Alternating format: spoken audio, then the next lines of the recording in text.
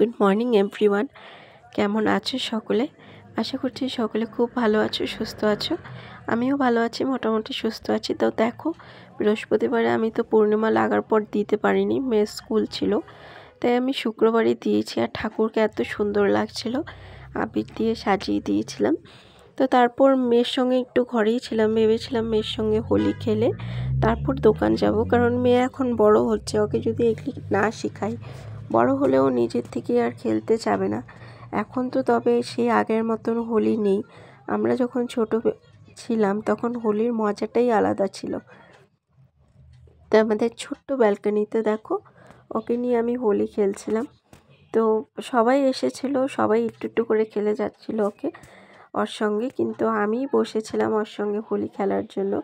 ওকে দেখাচ্ছিলাম কিভাবে খেলে না খেলে। তখন তো ছোট ছিল, আগের বছর খুব একটা এইভাবে জল দিয়ে বা রং দিয়ে ওকে খেলাইনি, একটু সময়ের জন্যই ছিল। কিন্তু এইবার অনেকটা হোলি খেলেছে, রং খেলেছে। তা আমি ভেবেছি যদি এসব এখন থেকেই না খেলে না শিখে, তো বড় হলে আর সে খেলতেও চাবে না, আর হোলির যেটা আনন্দ সে বুঝবেও না। তার জন্য এখন থেকে একটু একটু করেই শেখাচ্ছি। তো দেখো, মানুষজনও নেই এখানে, হোলিতে খুব একটা মানুষও হয় না এখন, কারণ এখন আগের মতো না, শিলংয়ে মানুষ নেই, খুব কম। আর আমাদের এই ছোট ব্যালকনিটার মধ্যে যতটুকু জায়গা, এখানেই আমরা খেলি। বাইরে যে যার কম্পাউন্ডে খেলে, ওখানে আদার্স তেমনি কোনো জায়গা নেই খুব একটা খোলামেলা। তার জন্য যে যেভাবে থাকে, ভাড়া হোক নিজের ঘর হোক, সেখানেই খেলে। আর মানুষ দেখতেই পাচ্ছ, রাস্তায় খুব মানুষ নেই, একদমই কম। তো আমি ভেবেছি মেয়ের সঙ্গে খেলে তারপরেই দোকান যাব। আর দেখো, আবির নিয়ে রাস্তায় কি সুন্দর মানে ফু দিয়ে ছিটাচ্ছিলাম, এত হাওয়ায় উঠছিল আর প্রচুর হাওয়া ছিল, এত সুন্দর লাগছিল। কিন্তু জোরে করছিলাম না, আস্তেই করছিলাম, কারণ যদি মানুষের গায়েটায় পড়ে তো হয়তো রাগ হয়ে যেতে পারে, কারণ সবাই তো আর সব কিছু পছন্দ করে না। তো তার জন্য আমি আস্তে আস্তে করেই করছিলাম। আর এদিকে মেয়ে দেখো জল নিয়ে খেলছে, ওয়ালের মধ্যে জল ছিটাচ্ছে, আমার গায়েও ছিটাচ্ছে। এমনি কিন্তু আমি সকালে তো দেখতেই পারলে ছান টান করে পুজো দিয়ে দিয়েছি, তবু ওর সঙ্গে একটু আছি, হোলির দিন তো। তারপর দেখো, এই যে রান্নার দিদি বলছিল তোর এখন এত হোলি খেলার শখ, তো চল তোকে বেশি করে হোলি খেলি দে। তো তারপর দেখো, মেয়ে কিন্তু কখনো এরকম মাথায় আবির দেয়নি, এই প্রথম। তারপর দেখো, ছান টান করিয়ে দিলাম, পরিষ্কার করিয়ে দিলাম, কারণ আর্টের স্কুল আছে 2টোর থেকে, তার জন্য যতটা পারছিলাম তাড়াতাড়ি করছিলাম। তারপর দেখো, সার্ফে আমি কাপড়গুলো ধুয়ে দিলাম। তোমরা বলো তো, তোমরা কখনো শ্যাম্পু দিয়ে কাপড় ভিজিয়েছো নাকি? আমি এগুলি সব শ্যাম্পু দিয়ে ভিজিয়েছি, পরিষ্কারও হয়েছে খুব। তারপর দেখো, দোকান চলে যাবো এই জায়গাটা ঝাড়ু মেরে। তো খুব নোংরা হয়ে গেছিলো, আমি ভেবেছিলাম শুকানোর পরেই ঝাড়ু মারলে নোংরাটা যাবে, মানে আর রঙগুলি যাবে গিয়ে, কারণ এইসব পায়ে পায়ে না ঘরে পুরো রং হয়ে যাচ্ছিলো। তো আমি ভাবলাম চলো জায়গাটা ঝাড়ু দিয়ে নিই, তারপরেই যাবো। তো দেখো, মানুষজন নাই, দোকানপাটও খোলা নেই। তারপর দোকান থেকে আমি তাড়াতাড়ি চলে এসেছিলাম, বললামই তো মেয়ের তোমার আর্টের ক্লাস আছে। তো দেখো, পাশের ওরা খুব খেলছিল, ওরা বিহারি, তো ওরা এভাবে মানে আরও ফ্যামিলি মানুষজন মিলে খেলছে।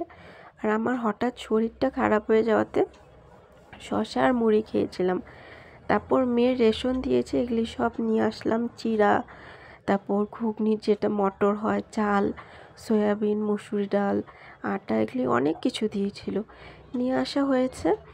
নিয়ে এসে তারপর তো সব মেয়েকে খাওয়িয়ে টাইয়ে আমি ওই যে বললাম চিড়া আর মুড়ি খেলাম, শরীরটা হঠাৎ খারাপ লাগছিল।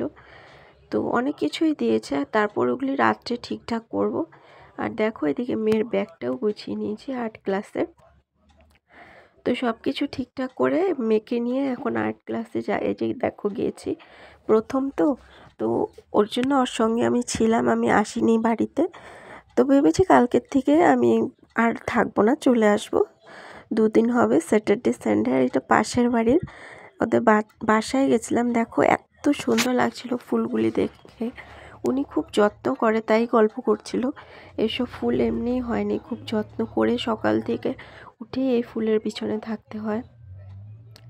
তারপর আমি আর কোনো ভিডিও শ্যুট করিনি, রাত্রে চলে আসলাম সবজি কাটতে, পরের দিন শনিবার।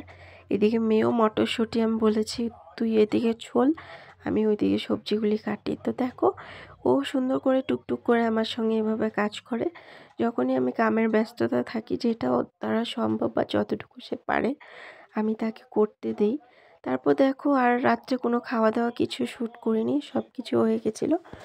তারপর হলো কি চুলটা বেঁধে নিলাম। সারাদিন পর এনার্জি আমার সত্যি খুবই ডাউন হয়ে গেছিলো, ইচ্ছে করছিল না কিছু করতে, কিন্তু ভাবলাম আর কিছুক্ষণের জন্যই চলো কাজগুলি ঠিকভাবে সেরে নিই, তারপরেই ঘুমাবো। তারপর মেয়েকে ওই যে ডক্টর যেটা ওষুধ দিয়েছে পেট ব্যথার, একটা লিক পাউডার দিয়েছে দুধের সঙ্গে, তো সেটাই আবার মেয়েকে গরম করে দিলাম, করে দিব এখন মেয়েকে। আমি প্রথমে চুলটা বেঁধে নিলাম ঠিক করে, কারণ চুলটার জন্য না আরও বেশি বিরক্তি লাগছিল। এমনি তো শরীরটা ভীষণ টায়ার্ড লাগছিল সারাদিন দৌড়াদৌড়ি করার পর। তা আমি ওদিকে কথা বলছিলাম আমার মায়ের সঙ্গে, এদিকে চুলটা বেঁধে নিলাম। চুলটা বাঁধার পর এখন একটু ফ্রি লাগছে, হালকা লাগছে। তো তারপর দেখো এই যে শাশুড়ি মা নিয়ে এসেছে, আমি বলেছিলাম কতগুলি বই নিয়ে আসতে, ওর টিচার চেয়েছে দেখে দেখে আর্ট করার, মানে সব দেখে দেখে শিখবে এবং আর্ট করবে। তো তার জন্য এই বইগুলিও এর 3টা নিয়ে এসেছে, ফুল, তারপর তোমার গাড়ি টাড়ির, আর একটা হলো বার্ডসের, সব কিছু পশু পাখি থাকবে ওখানে। তো বইগুলি সবই খুব সুন্দর হয়েছে, সবগুলিতে আর দিব না, একটা করে দিব। তো তারপর দেখো দুধটা গরম করে নিলাম। দুধটা গরম করে এই যে এই ওষুধটা দিয়ে খাওয়াতে বলেছে, রোজ 2 টাইম করে দিতে হয়, সকাল দুপুর আর রাত্র করে দিই খাওয়ার পর। আর তোমরা কারা কারা বাচ্চাকে এই পাউডারটা খাওয়িয়েছো বলো তো? এমনি তো আমার মেয়ে খেয়ে খুব ভালোই পেয়েছে রেজাল্ট, তোমরা জানিও। আর ভিডিওটা কেমন লাগলো, ছোট্ট ভিডিওটা কমেন্ট করো। হোলিটা খুব সুন্দর কাটলো এবার, আর তোমাদের কেমন কেটেছে এটা জানিও।